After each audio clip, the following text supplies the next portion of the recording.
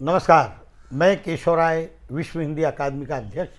आज हम बहुमुखी प्रतिभावान कलाकार, लेखिका, निर्देशिका और निर्मात्री उल्का मयूर जी के ऑफिस में हैं। हम आपको विश्व हिंदी अकादमी की तरफ से अंतर्राष्ट्रीय महिला दिवस पर हम हर वर्ष कार्यक्रम करते हैं जो विविध क्षेत्रों में महिलाओं का उत्कृष्ट जो विधाओं में कार्य कर रही हैं, जो आने वाली पीढ़ी के लिए प्रेरणा स्रोत हैं, उन्हें हम उस दिन सम्मानित करते हैं। तो 7 मार्च को उल्का जी को भी हम सम्मानित करेंगे। तो आज उन्हीं से बातचीत करते हैं उनके ऑफिस में। नमस्कार जी। नमस्कार। नमस्कार उल्का जी, आप जैसा कि मैंने कहा बहुमुखी प्रतिभावान हैं। आप लेखिका हैं, निर्माता, निर्देशिका और अभिनेत्री भी हैं, और उसके बाद आप परिवार को भी चलाती हैं। तो ये सब एक साथ कैसे होता है और सभी के साथ न्याय भी हो रहा है?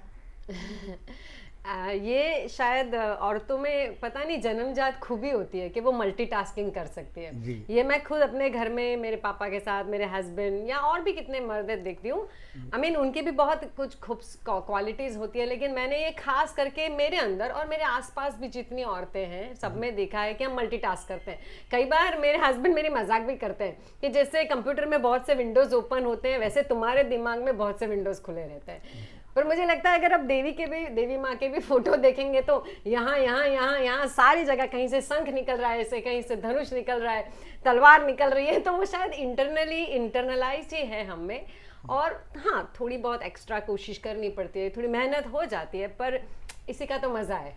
तो ये जो दौर बदला है, आज युवाओं का दौर चल रहा है, नई कहानियों का दौर चल रहा है, तो आपके लेखन में ये नयापन है? अगर है तो किस तरह का है? जी, मुझे लगता है कि कोई भी लेखक तभी लोगों में लोग उन्हें पसंद करेंगे अगर वो आसपास के समाज के साथ रिलेट करते हैं। तो जैसे समय होता है, हम आसपास क्या चीज़ें हो रही है, लोग कैसा बिहेवियर कर रहे हैं, लोगों की सोच कैसे बदल रही है, हम उसके साथ जुड़े रहते हैं। और लेखक की खूबी होती है कि आप कॉन्स्टेंटली लोगों को ऑब्जर्व करो। चाहे मेरे आसपास जो भी समाज है, लोग हैं, इंडिविजुअल्स हैं, मैं उनको कॉन्स्टेंटली नोटिस करती हूँ। तो मुझे लगता है कहीं ना कहीं जो भी ट्रेंड्स हैं या कहीं ना कहीं जिस तरह से सामाजिक वातावरण की बात करो या पॉलिटिकल वातावरण की बात करो, वो मेरे राइटिंग में छलकता ही है। ये मेरे सारे प्लेज में या जो इवन मैं बच्चों का भी काम करती हूँ तो भी कहीं ना कहीं वो छोटी सी बात ऐसे आ जाती है। जैसे अगर मैं बच्चों के लिए स्टोरी कर रही हूँ, अगर मैं पुरानी स्टोरी भी ले रही हूँ तो मैं ऐसा नहीं कि उस टाइम का कोई मोरल है, मैं उसको आज के ज़माने से जोड़ना कोशिश करती हूँ। तो मैं एथनिसिटी की बात करती हूँ, डाइवर्सिटी की बात करती हूँ, मैं एंटी बुलिंग की बात करती हूँ, जो आज हमारे साथ रिलेटेबल चीज़ें हैं। तो मुझे लगता है ये तो एक लेखक को, एक कलाकार का एक जिम्मेदारी है कि आप देखो अपने आसपास क्या हो रहा है और वही आईने को, वही चीज़ को आप रिफ्लेक्ट करो। आपने मूर्धन्य साहित्यकारों का साहित्य भी पढ़ा होगा, उनके नाटक भी पढ़े होंगे और करे भी होंगे। उनके नाटक लेखन में और आज के नाटक लेखन में आप में कुछ समानता या अंतर, क्या अंतर आया है? आप मेरी खुद की बात कर रहे हैं? आपकी बात जी। तो मैं क्योंकि मैं इंग्लिश लिटरेचर से पढ़ी हूँ, मैंने उसमें डॉक्टरेट भी किया हुआ है, तो काफ़ी जो प्ले राइट्स और नॉवेलिस्ट्स मैंने पढ़े हैं, ऑफ कोर्स ज़्यादातर इंग्लिश पढ़े हैं, हिंदी भी काफ़ी पढ़े हैं। लेकिन तो मैंने ये देखा है जैसे कि अलग अलग जो टेक्निक्स है, अलग मेथड, जैसे अगर आप एक्सप्रेशनिज्म की बात करें तो वो मेरे एक पर्टिकुलर प्ले जो है उसमें वो पूरा प्ले आई क्लाउड करके मेरा एक प्ले है, तो आज के लिए बहुत नया है ये। भले ये जो ट्रेंड है, आप यूजिन आयोनोस्को और ये सब राइटर्स ने किया हुआ है, पर मैंने वो स्टाइल, वो जो 1920s 1930s में पॉपुलर था, वो स्टाइल कहीं ना कहीं अपनाया है। ऑफ कोर्स हम समय के हिसाब से, अपनी कहानी के हिसाब से, अपने वातावरण के हिसाब से अलग तरीके से लिखते हैं, पर वो इन्फ्लुएंस, चाहे आप शेक्सपियर की बात करो तो वो वर्ल्ड जो क्रिएट करते हैं, या कालिदास की बात करें तो क्या वो उनके जो विमेन कैरेक्टर्स है क्या सॉलिड है, बहुत मज़ा आता है वो पढ़ के। तो ये सारे राइटर्स से मैं डेफिनेटली इंस्पिरेशन लेती हूँ। इनफैक्ट कालिदास की हम बात कर रहे हैं तो अगेन मैं वही मेरा प्ले रिफर करूँगी, आई क्लाउड। तो उसमें मैंने कालिदास की एक पोएम है जो आपको पता ही होगी, मेघदूत, तो मैंने उसी का मॉडर्न वर्जन दिया है। तो मेघदूत में ऐसा है कि यक्ष है जो जिसको पनिशमेंट मिली है, तो वो एक क्लाउड को देखता है और अपनी वाइफ को मैसेज भेजता है। इसी तरह से आई क्लाउड में हम अलग समय में है तो वर्चुअल क्लाउड को, द पूरा कंटेंट और थीम अलग है, पर जो प्रिमाइस है, जो स्ट्रक्चर है वो एग्जैक्टली लाइक मेघदूत है। तो मैंने इनफैक्ट मेरे प्ले को भी 2 अंक में डिवाइड किया है, पूर्व मेघा और Uttar Megha, exactly like how it is in Meghdoot. तो बहुत अच्छी बात है। आज की नई जनरेशन से बात करते हैं तो कालिदास के बारे में कम पढ़ा है उन्होंने, शेक्सपियर के बारे में वो जानते हैं, क्योंकि शेक्सपियर के नाटकों में फिल्में बहुत बनती है, हमारे भारतीय निर्देशक भी बनाते हैं। लेकिन आपने अच्छा, हमें खुशी हुई कि आप कालिदास को भी आपने इतना पढ़ा है और उनके साहित्य पर आपने नाटक भी किए हैं। ये जो फोक साहित्य, ये फोक पर जो आप काम कर रही हैं, ये किस तरह का काम है, इसके लिए कैसे आपके प्रयास हैं? तो पहले तो मैंने ये जो लोक गाथाओं की बात है, तो हम नॉर्मली रिटन लिटरेचर की बात करते हैं, चाहे हम इंडियन लिटरेचर की बात करें, इंग्लिश में करें, हिंदी में करें, हम रिटन लिटरेचर की हमेशा अक्सर बात करते हैं। पर जो ओरल लिटरेचर होता है, जो लोक गाथाएं, जो लोक साहित्य या लोक गीत जो गायन है, वो मुझे लगता है कहीं ना कहीं वो हमारे अंदर जुड़े हुए हैं, वो हमारे डीएनए में है। You know, generation to generation, हमारी दादियाँ, उनकी दादियाँ, वो पास ऑन हुआ है। और मुझे बहुत लग रहा था कि हम हमारे आसपास जब मैं देख रही थी, स्पेशली जब मैं बच्चों के लिए काम कर रही थी, और ये इंस्पिरेशन वहाँ से आई कि जब मैं सोच रही थी कि मैं किस तरह की स्टोरी टुमारो की जनरेशन को, बच्चों को प्रेजेंट करूँ, तो मुझे लगा कि भाई माइथोलॉजी तो बहुत लोग करते हैं, फैंटेसी टेल्स, आप वेस्टर्न फेरी टेल्स जिसे कह सकते हो, वो भी बहुत लोग करते हैं, पर मुझे लगा कि लोक गाथाएं, जो हमारी कथाएं हैं, उसकी बात को क्यों नहीं करता। और उस पॉइंट पे मैंने रिसर्च करना शुरू करा। वो क्या है, मेरे अंदर रिसर्चर की आत्मा है, तो मैं कोई भी टॉपिक लूँ, मैं उसके अंदर एकदम पूरा घुस जाती हूँ और एक मिनी पीएचडी करके ही निकलती हूँ। तो रिसर्च में आप प्रैक्टिकली गांव-गांव जाती हैं तो या पढ़कर करती हैं? नहीं, मैंने 2 तरीके से किया। मैं ऑनेस्टली ऐसा बहुत गांव-गांव तो नहीं गई, to some extent I did meet, मैं कुछ लोगों को मिली जो मुझे पता है कि जिन्हें पता है ये साहित्य, ऐसे कुछ लोगों को, ऐसे कुछ ओल्ड लोगों को मिली। इसके अलावा मैंने कुछ रिनाउंड एंथ्रोपोलॉजिस्ट और फोकलोरिस्ट हैं, जैसे कि ए.के. रामानुजन, जिन्होंने बहुत मेहनत करके एंथोलॉजीज कंपाइल की है। तो ऐसे बहुत सी बुक्स पढ़ी, मार्कआउट किया, एक पैटर्न समझी कि क्या पैटर्न है। तो ऑफ कोर्स मैंने ऑल ओवर वर्ल्ड की भी बहुत सी स्टोरीज पढ़े, पर मेरा फोकस ज्यादा इंडियन फोकलोर्स पे था, क्योंकि मुझे लगा वो ज्यादा इंपॉर्टेंट है हमारे लिए। तो मैंने एक पैटर्न समझी, और कि हर एक स्टेट की, हर एक जोन की, जो हर एक क्लैन की एक अपनी कहानियां होती है। तो उसमें फिर मैंने ये करना शुरू करा कि जो अगर मैं देखती थी कि मेरा टारगेट ऑडियंस क्या है, क्योंकि एक होती है कि कहानी रिसर्च करना, सेकंड स्टेज होता है उसे अडेप्ट करना, क्योंकि वो मैं कोई भी कहानी शायद वो रिलेट ना भी कर सके, तो मुझे वो अडेप्ट करनी है, तो मुझे रीराइट करनी है बेसिकली। और थर्ड एस्पेक्ट आता है परफॉर्म करना। अगर मैं परफॉर्म करने जाती हूँ तो मुझे ये समझना है कि मेरा टारगेट ऑडियंस क्या है, क्या वो ये चीज़ के साथ वो समझ पाएंगे, एंजॉय कर पाएंगे, नहीं। तो फिर मैं उसको ऐसा डिवाइड करती हूँ। अगर मैं बच्चों के लिए परफॉर्म कर रही हूँ तो फिर वो एज अप्रोप्रिएट, उनकी साइकोलॉजी को, उनके अंडरस्टैंडिंग, उनके जो माहौल है, उनको मजा आए उस हिसाब से। अगर मैं फॉरेनर ऑडियंस के लिए परफॉर्म करती हूँ तो फिर मैं उस हिसाब से वो ढांचा बनाती हूँ। और अगर से कॉलेजेस में जाती हूँ, कभी कोई इंस्टीट्यूशंस वाले बुलाते हैं, कॉर्पोरेट्स में भी परफॉर्म करती हूँ। तो अगर जैसे कॉर्पोरेट्स में मैं एक बार बात करी थी कॉर्पोरेट विजडम, और वो मैंने कहानियों के बाद कहानियां, और सारी वो फोक टेल्स ही बताई। तो टेक्निकली मैंने कोई स्पीच दी ही नहीं, लेकिन इतना ज़्यादा ज्ञान, इतनी अवेयरनेस, क्योंकि इसमें बिजनेस के बारे में भी है, मनी के बारे में भी है, घर कैसे अच्छे से चलाए उसके बारे में भी है। तो बेसिकली जो विजडम है, इनफैक्ट मैंने एक पर्टिकुलर स्टोरी ऐसी भी करी थी कि जैसे सुनामी आया तो पूरी एक एथनिसिटी है, वो लोग कितने बच गए, क्योंकि उनको वो कथा पता थी, उनको वो लोक गाथाएं पता थी जो सुनामी के बारे में थी। तो जैसे ही वो सिचुएशन क्रिएट हुई, वो इनहेरेंट विजडम है, उन्होंने कहीं पढ़ा नहीं है, लेकिन उन्हें पता है, क्योंकि सालों से, जनरेशन से ये कहानियां सुनी जा रही है। थिएटर विदेशों में तो बहुत संपन्न होता है, वहाँ पर स्ट्रगल भी नहीं करना पड़ता है, सुरक्षित है। भारत में ये स्थिति थिएटर की कब होगी जब कलाकार को और थिएटर के निर्माता को सोचना नहीं पड़ेगा? I wish it happens soon. कब तक संभावना है आपको आने वाले दिनों, सालों में? से शायद मैं ये हो गया है कि जैसे सर्टेन लोग जब करते हैं थिएटर तो थोड़ा इजी रहता है वो, अगेन, बट आप टीवी करते हो, आप फिल्म्स करते हो, तो कहीं आपका वो at the end of the day ना, it all becomes like marketing, branding, कि आपकी विजिबिलिटी है। तो फिर वो थिएटर करना इजी जाता है। पर हाँ ये है कि अभी एवेन्यूज़ है, खुले हैं, क्योंकि पहले से वेन्यूज़ ज़्यादा है, पहले से लोगों को पता है। अभी आपके पास ये भी है कि आप डिजिटली मार्केटिंग करने के ज़रिए भी ज़्यादा है। पर सामने प्रॉब्लम ये भी है कि हम लोग OTT और घर में देख देख के इतने यूज्ड टू हो चुके हैं कि वो बाहर जाना, अटेम्प्ट करना, वो जो आपने बताया ना कल्चर, वो जो थिएटर का कल्चर, वो हमारे यहाँ आई विश, मुझे भी ऑनेस्टली नहीं पता है, आई विश कि मैं एस्ट्रोलॉजर होती और बता देती कि कब होने वाला है मुझे नहीं पता, but definitely let's hope for the best. और पैंडेमिक की वजह से again live theatre has been hit very badly.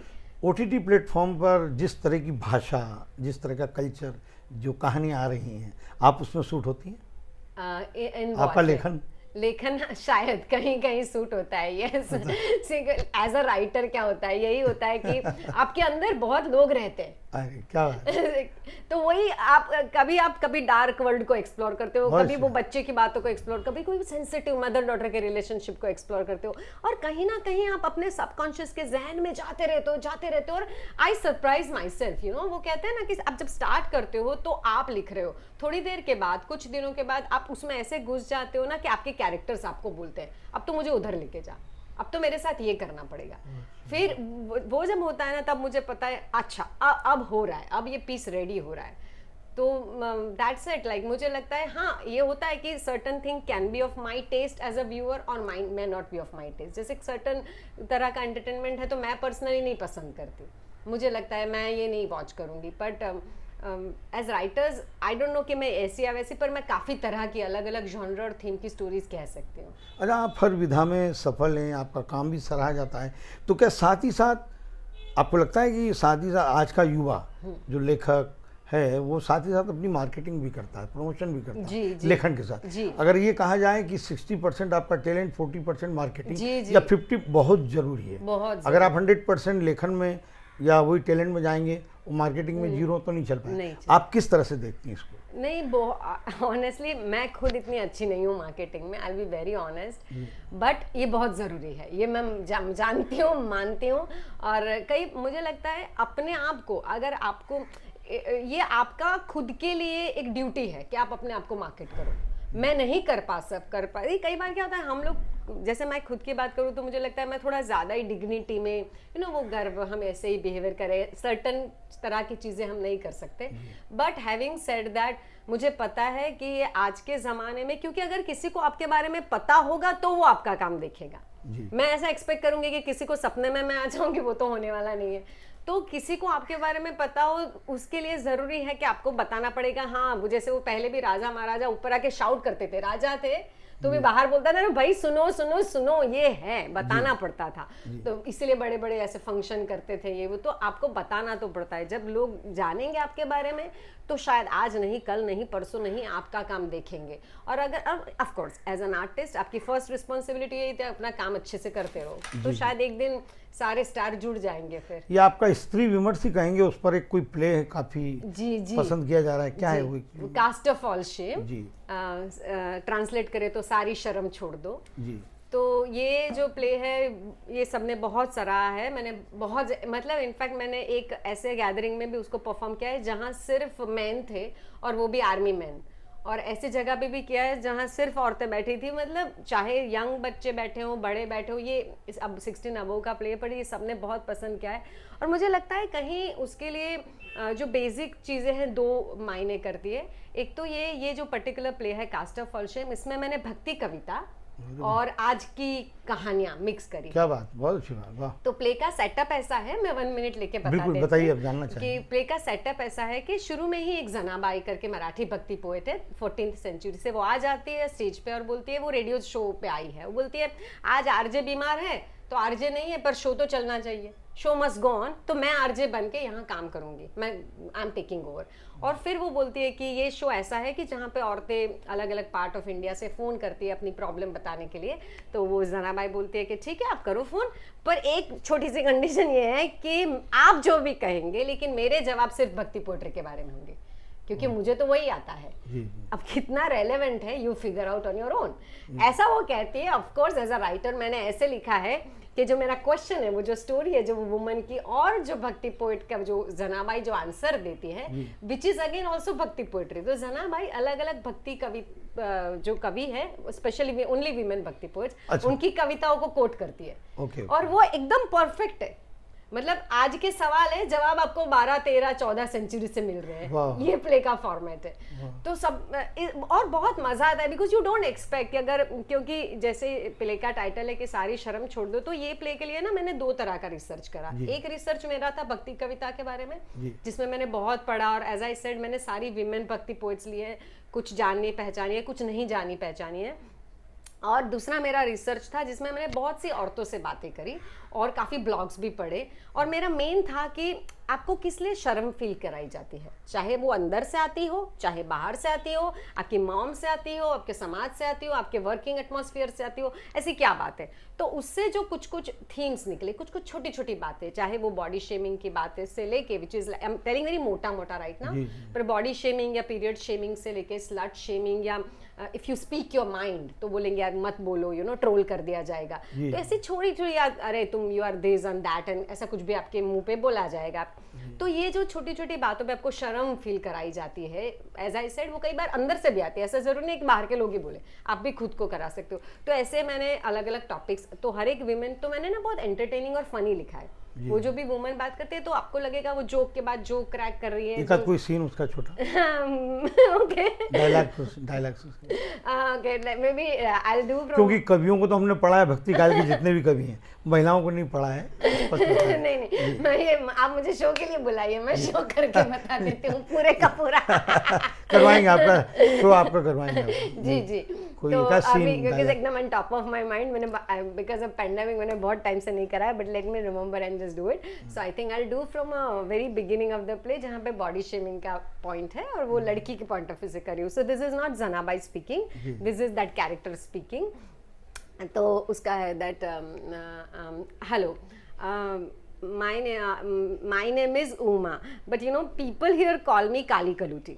अरे ये नाम ना मेरी माँ ने मुझे भी दिया था, क्योंकि बचपन से ही मैं काले काले रंग की थी। और हमारे यहाँ मेरी माँ का और मेरा बचपन से एक ही शौक रहा है, मेरी शादी का सपना। तो जैसे ही डॉक्टर के सामने मुझे लाया गया, मेरी माँ ने देखा और मेरी माँ ने जो जोर से चिल्लाया, ये लड़की तो काली कलूटी है, इसकी शादी कैसे कराऊंगी मैं। आप जानते हो कोई लड़का, आप जानते हो? क्या बात है, बहुत बढ़िया।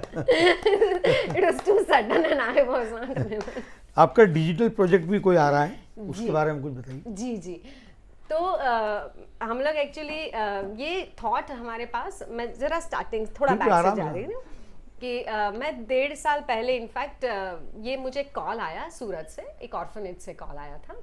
तो उन्होंने ये कहा कि कहीं से उन्होंने मेरा एक इंटरव्यू पढ़ा था, जो मैं ये बच्चों के लिए काम करती थी उस बारे में था। तो उन्होंने बोला आप ये जो फोक टेल्स का करते हैं हमको तो बहुत अच्छा लगा, लेकिन आप तो मुंबई में ऐसे लोगों के लिए ही करते हैं जो अफोर्ड, क्योंकि मैं ज़्यादातर साउथ बॉम्बे में करती हूँ, मेरे ज़्यादातर 90% शो वहीं होते हैं। तो बोले आप तो बस कुछ लोगों के लिए करते हैं, बाकी के लोगों को कैसे, हमको इसका कैसे फ़ायदा होगा, क्योंकि ना तो हमारे पास पैसे है कि हम आपको बुला सके, ना तो हम वहाँ आ सके।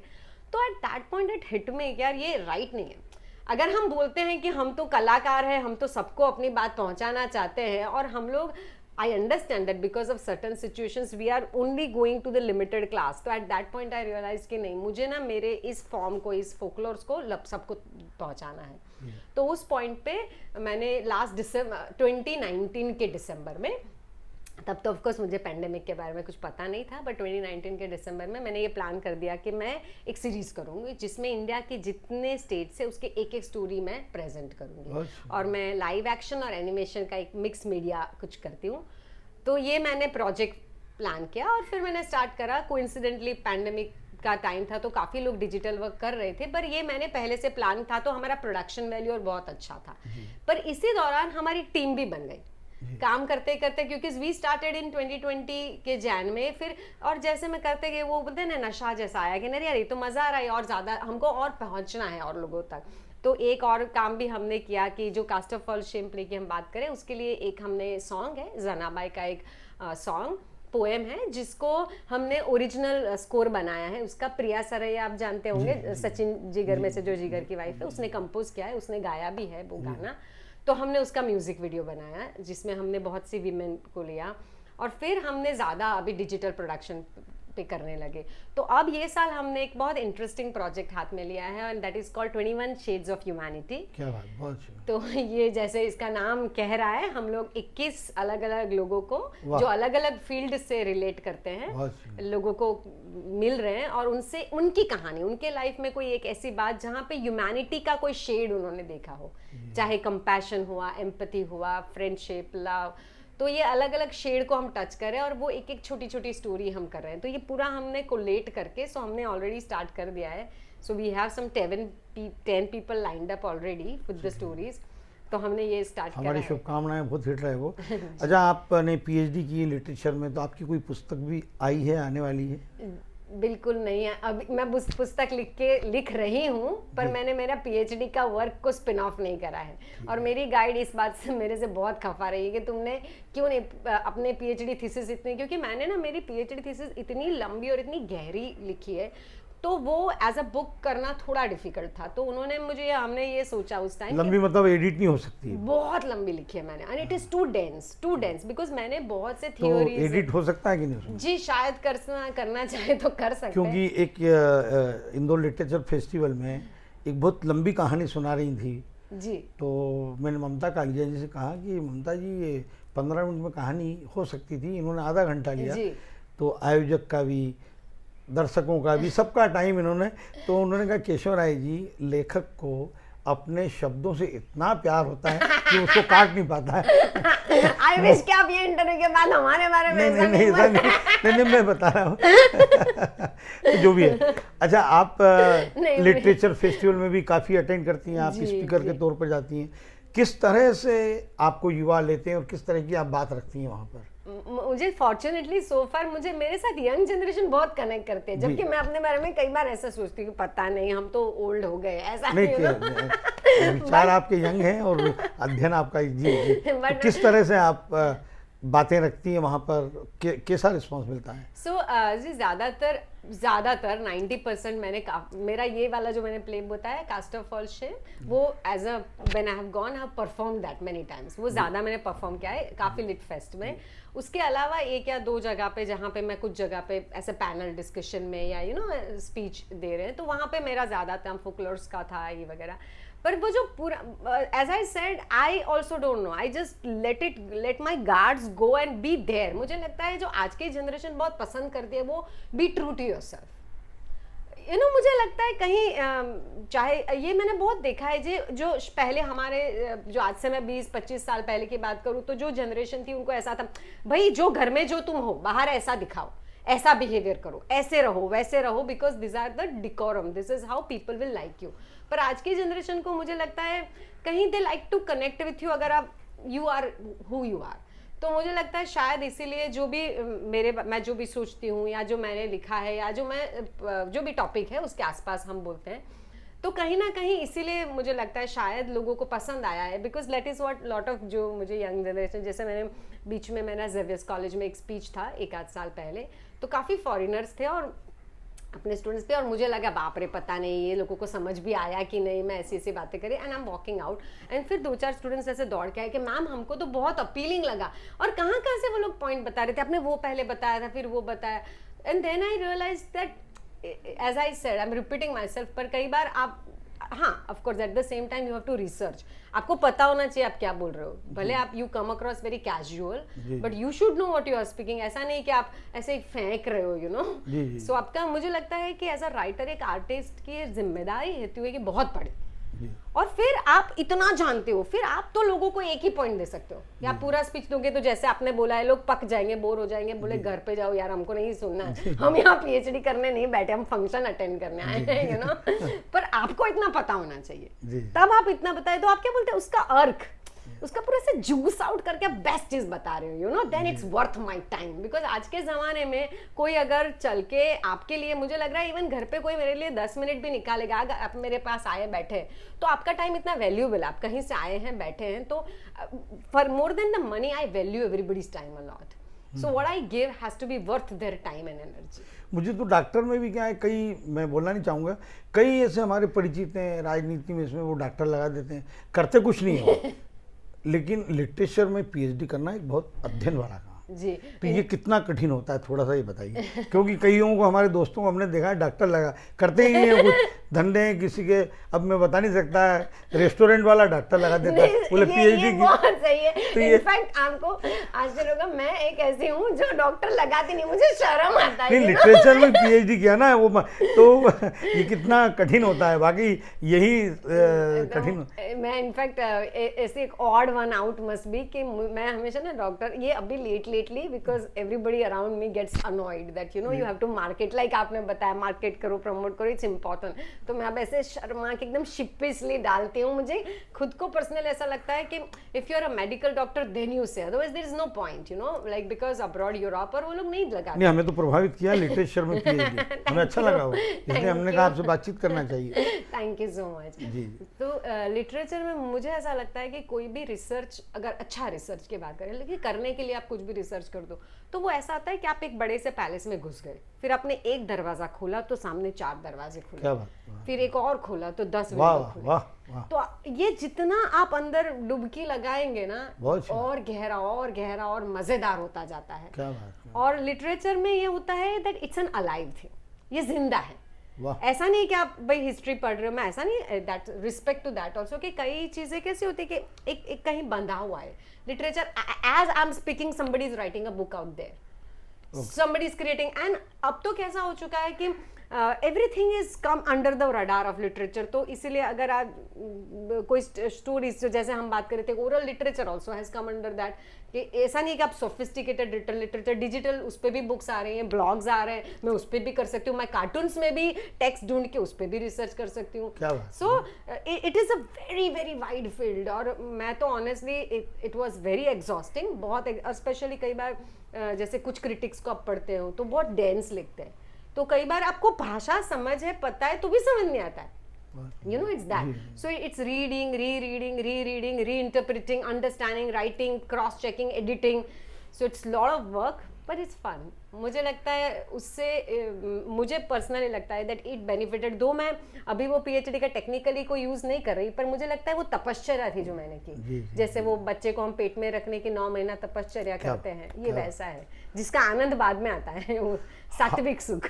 हमें सब जितने प्रशस्ति पत्र, सम्मान पत्र ये दिख रहे हैं, तो एक नज़र हम चाहते हैं कि इस पर भी आप थोड़ा एक दिखा दें। इसमें जो काफी ज्यादा मेरे हस्बैंड के काम के हैं वैसे, पर वो फिल्म जो है वो मैंने ही प्रोड्यूस करी है, और अभी एक दूसरी फिल्म है जिनके लिए भी हमें बहुत अवार्ड्स मिले हैं, जो मैंने लिखी थी। बस एक राउंड पूरा लग जाए जी। वो जो है वो हमारे प्लेज है, वो टिक टैक टेल्स, आई क्लाउड, जो पोस्टर्स दिख रहे हैं, और ये वाह,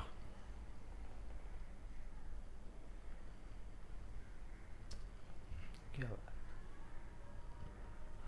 एक अंतिम प्रश्न और है आप। जी जी। अच्छा, ये पोस्टर है कास्ट, जी जी, कास्ट आप, ये है इसका पोस्टर। आप पर आप चाहे तो मैं आगे आ जाऊं। नहीं बेड़ी, आप खड़े होके एंड कर देते हैं। जी। अंतिम प्रश्न है कि फिल्म इंडस्ट्री में बहुत ही प्रतिष्ठित और नामी आपके पति लेखक हैं, जिन्होंने बड़ी बड़ी फिल्में लिखी हैं, मयूरी जी के बारे में उनका आपको कितना लेखन में कितना सहयोग मिला? लेखन में उनका सहयोग ये इस हिसाब से मिला कि जब मैं लिखती हूँ ना कुछ भी मेरा piece, I give it to him to read. मैं हमेशा बोलती हूँ Mayur has a very good top angle. See, मैं ऐसा नहीं कि मैं एक एक लाइन में उनको देती हूँ, because he is too busy, और मैं भी, I am, one thing is there that I want to be self made. मैं जो भी कर रही हूँ तो मैंने आज तक मेरा ये रहा है कि मैं उनके कॉन्टैक्ट्स ना यूज़ करूँ, मैं उनका नाम ना यूज़ करूँ। Not that he is very supportive, is very nice, पर हमारा ये रहता है कि हम अपने हिसाब से करें। बट जब भी मैं अपना कुछ भी लिखती हूँ तो उनको दिखाती हूँ, उनका एक टॉप एंगल व्यू मिलता है, जिससे तुम्हारा ये कैरेक्टर वर्क नहीं कर रहा है, वो चीज़ है वो समझ नहीं आ रही है, ये स्ट्रक्चर थोड़ा ऐसा होगा तो बेटर लगेगा, और वो इंसाइट मेरे लिए बहुत इंपॉर्टेंट है। And then I rework with those pointers in mind, and then and his compliments, जब वो बोलता है कि बहुत अच्छा लिखा है, it really means a lot, because I know that it is written nicely. जैसे कई बार तो जैसे ये कास्ट ऑफ ऑल शेम की बात करें, तो मैंने पहला पीस लिख के मयूर को भेजा, तो वो ट्रैवल करने रहा था कहीं पे, तो रात को ही लेट नाइट उसने पढ़ा और लिखा कि what a beautifully written piece, but it's very difficult. Please simplify it. I said, okay, I understood. Okay, what does it? He said that it's too beautiful. मतलब he had quoted the lines के क्या lines लिखे हैं तुमने, लेकिन थोड़ा difficult है आम लोगों के लिए समझना. तो वो सिंप्लीफाई करो. तो वो एक पॉइंट तो मेरे लिए बहुत इंपॉर्टेंट था, क्योंकि जब मैंने स्टार्ट करा तो मेरा जो बैकग्राउंड म्यूजिक के लिए वो जो लड़का हर रोज आता था, वो भी मुझे पहले 2 दिन, मैम आप क्या बोल रहे हो, इधर से जा रहा है. तो मैंने लगा मैं पीएचडी हूँ, आई शुड नॉट एक्सपेक्ट कि ऑडियंस में सब पीएचडी है. तो मैंने सब थोड़ा सिंप्लीफाई करा. So that insight really helped. And ऐसे और भी बहुत से इनसाइट्स है, बट इट ऑलवेज हेल्प्स. चलिए धन्यवाद जी. Thank you so much. तो आप सुन रहे थे, हाँ जी, उमा जी को भी. और 7 तारीख को हमने वैसे हर वक्ता को 5 मिनट का समय दिया है, लेकिन मुझे लगता है इनके लिए एक सत्र करना पड़ेगा. आगे निश्चित रूप से हम करेंगे, लेकिन 7 तारीख को तो 5 मिनट का समय रहेगा, क्योंकि सभी वक्ताओं के साथ न्याय करना है हमें, और निश्चित रूप से आगे करेंगे. तो 7 तारीख को आप दोबारा सुनेंगे इन्हें. धन्यवाद. धन्यवाद. Thank you.